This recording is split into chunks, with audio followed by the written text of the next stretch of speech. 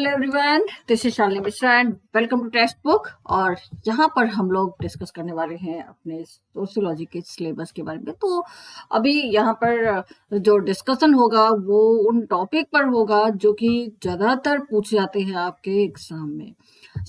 अभी अभी आप लोगों ने नेट जेआरएफ का एग्जाम दिया हुआ है। जिन बच्चों ने दिया हुआ है उन बच्चों की फीडबैक से बहुत सारी चीज़ें हमें देखने को मिली, समझ में आया। और आप लोगों को भी जाहिर सी बात है इस चीज़ का अंदाजा लग गया होगा कि जो प्रैक्टिस सेशन यहाँ पर आपके टेक्स्ट बुक सुपर कोचिंग पर हुए हैं वो कितने कितने ज़्यादा हेल्पफुल रहे होंगे आप लोगों के लिए। क्योंकि जिस तरीके से इस बार का क्वेश्चन का ट्रेंड था वो बिल्कुल आप देखिए फैक्चुअल टाइप था, और उस तरीके के क्वेश्चन मैंने खूब कराए हुए थे।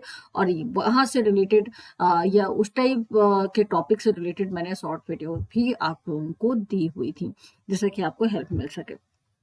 तो बहुत ही ट्रेडिशनल टाइप के क्वेश्चंस पूछे गए थे एज यू नो ऑल। और जैसा कि मैंने आप लोगों को पहले ही मेंशन किया था कि भाई आप लोग सबसे ज़्यादा जो ख्याल रखिएगा वो ये कि आपका जो थिंकर वाला पार्ट है वो बिल्कुल भी मिस ना होने पाए। तो आई होप आप लोगों ने इस चीज़ को समझा होगा। और साथ ही साथ में अगर मैं प्रैक्टिस कराती हूँ तो सबसे पहले तो थिंकर्स को चाहती हूँ कि काफ़ी अच्छी तरीके से आपका रिवीजन हो उससे रिलेटेड। क्योंकि थिंकर आप ये मान के चलिए कि 28 थिंकर्स है टोटल, और 28 थिंकर्स के अलावा भी सोशियोलॉजिकल थिंकर्स में जो से क्वेश्चन पूछ लिए जाते हैं। तो ये सारा कुछ आपके प्रैक्टिस सेशन में कराया गया है।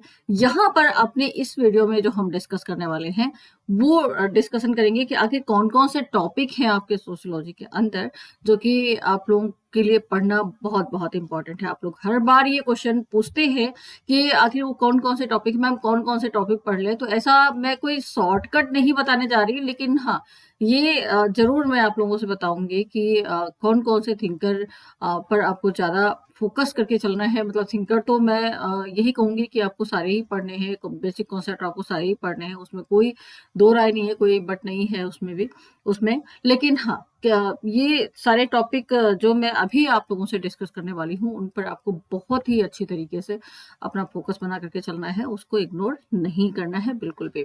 तो जिन बच्चों ने रेगुलरली मेरी क्लासेस ज्वाइन की है तो उनका यही कहना है कि मैम आपने जितने भी आपने क्वेश्चंस कराए, जितने भी प्रैक्टिस सेशन में जितने भी क्वेश्चंस कराए उसमें से ऑलमोस्ट क्वेश्चन आए हुए थे। और ये जो प्रैक्टिस रही वो हमारे लिए बहुत बहुत हेल्पफुल रही। मैं यही कहूँगी उन सभी बच्चों से कि आप सफल हों। और साथ ही साथ में अगर आपको इतनी हेल्पफुल रही हैं क्लासेस तो आप और दूसरे स्टूडेंट्स को भी जरूर इसका लिंक शेयर करिए, इस चैनल के बारे में बताइए, इस प्लेटफॉर्म के बारे में बताइए। जिन बच्चों को नहीं पता है उन्हें भी पता चले, जिससे कि उन्हें भी हेल्प मिल सके। ठीक है। एंड यस, साथ ही साथ में मैं यहाँ पर ये भी मेंशन करना चाहती हूँ कि कंप्लीट कोर्स आपका इस समय लाइव है। कंप्लीट कोर्स में जैसे कि मैं बार बार बताती हूँ आप लोगों से कि यूनिट फर्स्ट से यूनिट 10 तक पूरा जो सिलेबस है आपका कवर अप हो रहा है। तो उसको अगर आप पढ़ना चाहते हैं तो आ जाइए फटाफट, क्योंकि बहुत ही मिनिमम फीस पर आपको इस प्लेटफॉर्म पर ये कोर्स उपलब्ध हो रहा है। और साथ ही साथ में जो बच्चे नए हैं वो टेलीग्राम ग्रुप से जुड़ जाएं, जो कि यहाँ पर मेंशन है। आ जाइए यहाँ पर, अगर आप जुड़ जाते हैं तो आपको क्लासेस से रिलेटेड सारी की सारी इंफॉर्मेशन मिलेंगी। एंड अगर आप सब्सक्रिप्शन लेकर के हमारे कोर्स से जुड़ रहे हैं तो use my referral code which is Shalini M. तो आपको बहुत ही अच्छा डिस्काउंट पे मिल जाएगा विच इज 25%। तो यहाँ पर जैसा कि मैंने कहा आप लोगों से कि सोशियोलॉजिकल थ्योरीज जो है वो काफ़ी इंपॉर्टेंट हो जाती हैं। और सोशियोलॉजिकल थ्योरी से काफ़ी सारे क्वेश्चन आते हैं। देखिए क्वेश्चन फॉर्मेट जो है वो हर बार अलग टाइप का हमें दिखाई देता है।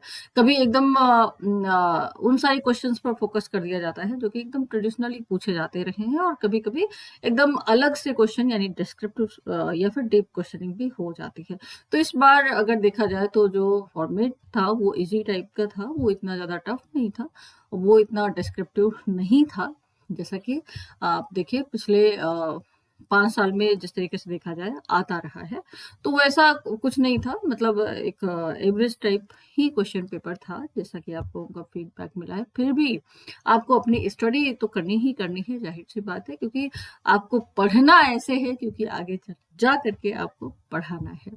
तो मैं बार यही चीज़ कहती हूँ ना कि आप लोगों को पढ़ना ऐसे है कि आगे जाकर के पढ़ाना है।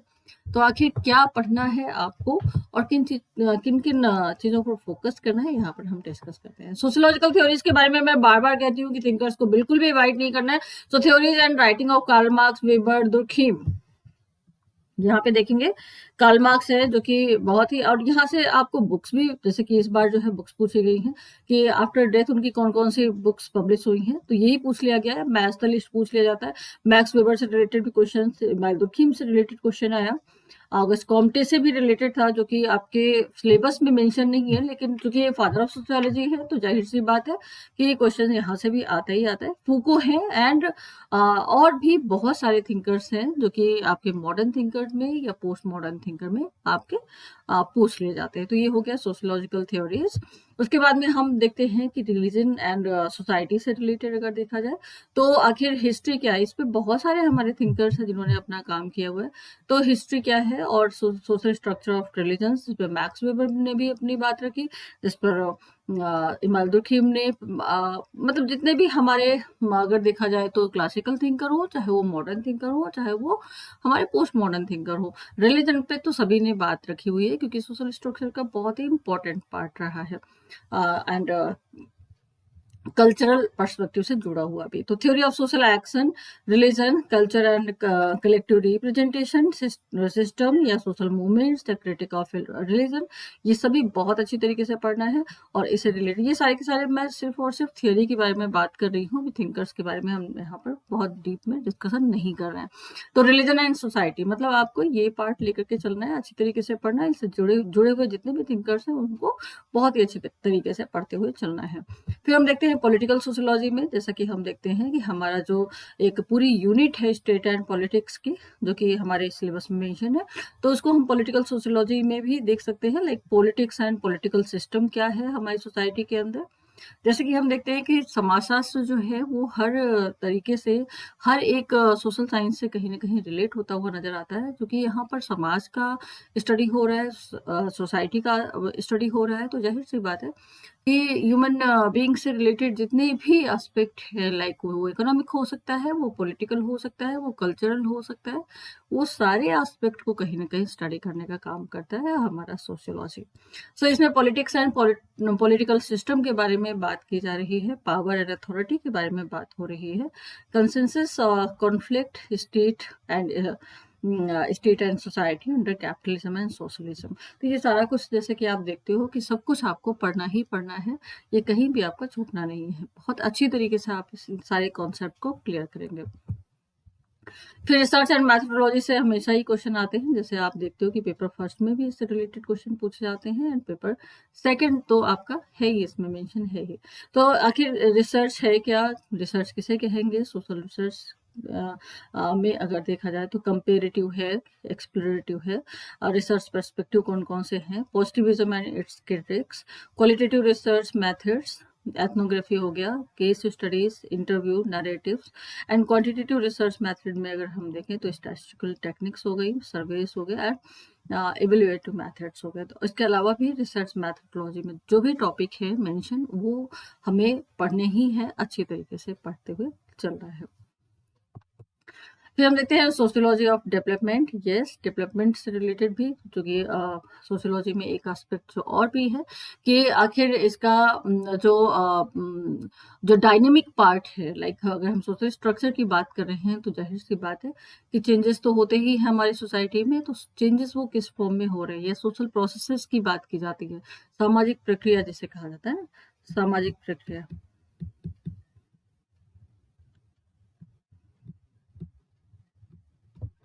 तो आखिर इस डेवलपमेंटल प्रोसेस में कौन कौन सी चीजें आएंगी। तो डेवलपमेंट पर्सपेक्टिव में हम देखते हैं लिबरल हो गया, मार्क्सिस्ट हो गया, या globalisation, modernisation, state and market हो गया, डेवलपमेंट एंड सोसाइटी। ये सारे के सारे टॉपिक जो है बहुत इंपॉर्टेंट है। अच्छा, यहाँ पर एक चीज मैं और मेंशन करूंगी कि जो करंट सेक्शन है ना इसका, उसे भी आपको ध्यान देकर के चलना है, उसे इग्नोर बिल्कुल भी नहीं करना है। मतलब डेवलपमेंटल प्रोसेस से रिलेटेड जो लाइक बहुत सारी पॉलिसीज हैं, बहुत सारी डेवलपमेंट स्कीम्स हैं जो कि गवर्नमेंट के द्वारा लाई जाती हैं। तो भले ही इस बार नहीं पूछा गया है करंट सेक्शन से क्वेश्चन, लेकिन आपको इसके लिए अवेयर रहना होगा। मतलब आप एक बुक जरूर रखें करंट अफेयर की। मैं भी क्वेश्चंस वगैरह कराती रहूंगी बीच बीच में, तो जरूर रखें जिससे कि आपका ये जो पार्ट है वो बिल्कुल भी पीछे ना छूटे, वो भी साथ साथ चलता रहे कि आखिर कॉन्टेम्प्रेरी सोसाइटी में क्या चल रहा है, समसामयिक जो स्थितियां हैं, समसामयिक जो विकास की प्रक्रियाएं हैं वो कैसी चल रही हैं, कौन सी स्कीम आ रही है वुमेन एंड डेवलपमेंट से रिलेटेड, चाइल्ड डेवलपमेंट से रिलेटेड, ये सारी चीजें। जैसे आप देखते हैं ना कि हर बार अगर देखा जाए तो डोमेस्टिक वायलेंस से क्वेश्चन आ जाते हैं, या फिर जो क्राइम है उनसे रिलेटेड क्वेश्चन आ जाते हैं। तो ठीक वैसे ही यहाँ पर अगर देखा जाए तो हमारी जो आज की स्थिति है, आज के समाज की जो स्थिति है वो कैसी है, तो उससे रिलेटेड भी चीजें हमें थोड़ा सा देख के चलना होगा।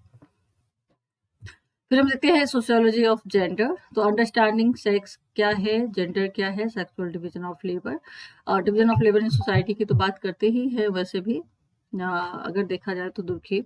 तो आखिर ये जो डिवीजन ऑफ लेबर क्या है, और सेक्स एंड जेंडर बेस्ड है, या फिर क्या कहेंगे, what is difference between sex and gender, तो ये सब कुछ हमें पढ़ना है।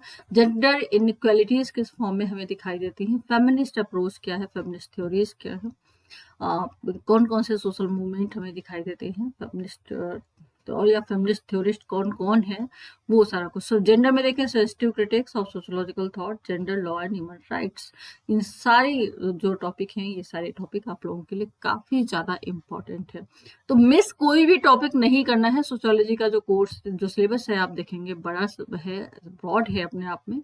तो अभी से आप लोग तैयारी करेंगे जब जून के लिए, तब बात बन पाएगी। इसलिए बहुत ज़्यादा रिलैक्स होने की ज़रूरत नहीं उन बच्चों को जिन्होंने फर्स्ट टाइम सिर्फ ये देखने के लिए एग्ज़ाम दिया है इस बार का, कि चलो देखते हैं कि कैसा पेपर आता है। तो वो लोग बिल्कुल अपना इस आगे यानी कि जून के एग्ज़ाम के लिए बिल्कुल तैयार हो जाएं, बिल्कुल एकदम सीरियसली लग जाएं, क्योंकि सारी टॉपिक को आपको अच्छी तरीके से कवर करके चलना है। फिर हम देखते हैं सोसाइटी है, कल्चर है, सोशल चेंज, सोशल स्ट्रैटिफिकेशन।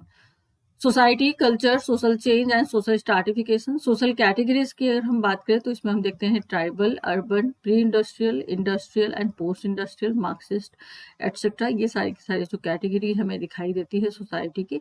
सबसे पहले कौन सी थी, तो सबसे पहले हम ट्राइबल या फिर प्रिमिटिव सोसाइटी हम देखते हैं। उसके बाद प्रिमिटिव सोसाइटी देखते हैं, उसके बाद में ट्राइबल सोसाइटी देखते हैं, फिर रूरल, फिर अर्बन, फिर प्री इंडस्ट्रियल, फिर इंडस्ट्रियल, फिर पोस्ट इंडस्ट्रियल। तो ये सारी की सारी सोसाइटी का टाइप है जिसमें हम इन सारी चीज़ों को पढ़ते हैं। सोशल चेंज की हम बात करें तो सोशल चेंज किस फॉर्म में हमें दिखाई देता है, सोशल चेंज से रिलेटेड बहुत सारी थ्योरीज हैं। एक बार मैंने एक क्लास में डिस्कस भी किया था। अगर आप लोग यहाँ पर लाइव नहीं आते हैं, लाइव आना स्टार्ट करिए। बाद में वीडियो को देखने का कोई मतलब नहीं। जब आप लाइव होते हैं तो आप अपने डाउट भी क्लियर कर सकते हैं, क्वेश्चनिंग भी कर सकते हैं, पूछ भी सकते हैं। सोशल चेंज इतना इम्पोर्टेंट टॉपिक है, इतनी ज़्यादा यहाँ पर थिंकर जुड़े हुए हैं कि उनको बहुत अच्छी तरीके से पढ़ना जरूरी है। जैसे हम देखते हैं कि सोशल चेंज की थ्योरीज में एवोल्यूशनरी थ्योरी आ जाती है, मार्क्सिस्ट थ्योरी है, लाइक जिसे कहते हैं ना कॉन्फ्लिक्ट थ्योरी, या फिर इसके अलावा फंक्शनल थ्योरिस्ट भी हैं। तो ये सारे के सारे जो थ्योरिस्ट हैं वो जुड़े हुए हैं उनसे, उनमें भी कौन कौन से थिंकर हैं आपको पता होना चाहिए। तो इसमें कौन कौन सी प्रोसेस है, तो हम देखते हैं ग्लोबलाइजेशन, मॉडर्नाइजेशन वगैरह आ जाता है।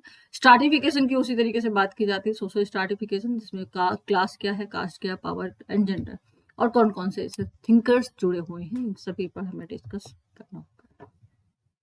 उसके अलावा हम देखते हैं sociological law, social institution, sociology of education, medical sociology, industrial society, sociology of media, media mass and communication आप देखते हो आते ही आता है, इकोनॉमिक सोशियोलॉजी। ये सब कुछ आपके सिलेबस में है, तो मैंने यहाँ पर सिर्फ शॉर्ट फॉर्म में मेंशन कर दिया है, जिसमें आपको जानने और समझने में, तैयारी करने में आपको थोड़ा सा सुविधा रहे कि ये सारे टॉपिक पूछे जाते हैं ऐसे। और बाकी जब आप देखेंगे ना सिलेबस पूरा यूनिट 1 से लेकर के 10 तक, तो उसमें वो छोटे छोटे टॉपिक हैं जो कि आपको तैयार करने होंगे। सो इकोनॉमिक सोशियोलॉजी हो गई पूरा पूरा। हाँ, देखा जाए तो इकोनॉमिक सिस्टम क्या है हमारी सोसाइटी का, उससे रिलेटेड जितना भी पर्सपेक्टिव सब कुछ मेंशन है, वो सब कुछ पढ़ना भी है। इन्वायरमेंट एंड सोसाइटी भी है, rural sociology and rural and urban transformation. हर बार इसमें 7 से 8 क्वेश्चन पूछे जाते हैं। इस बार भी आई थिंक 4 से 5 क्वेश्चन आए हुए हैं आपके इस पेपर में। तो मैंने सिर्फ यहाँ पे इम्पोर्टेंट टॉपिक आप लोगों से डिस्कस किए हैं। इसके अलावा एक बार मैं सिलेबस जरूर डिस्कस करूंगी आप लोगों के साथ में। ये सारे के सारे जो टॉपिक हैं आपको पढ़ने हैं, बहुत अच्छी तरीके से पढ़ने हैं। तो मैं यही कहूंगी कि जितना जल्दी हो सके आप लोग कंप्लीट कोर्स ज्वाइन करिए, जो आपके ऐप पर उपलब्ध है, टेक्स्ट बुक ऐप पर। और उसके अलावा जितनी भी क्लासेस हो रही हैं, फ्री क्लासेस, वो सारी की सारी ज्वाइन करना शुरू कर दीजिए और अपनी तैयारी को हमारे साथ कंटिन्यू करिए। तो चलिए फिर हम लोग मिलेंगे अपनी नेक्स्ट सेशन में। Thank you everyone.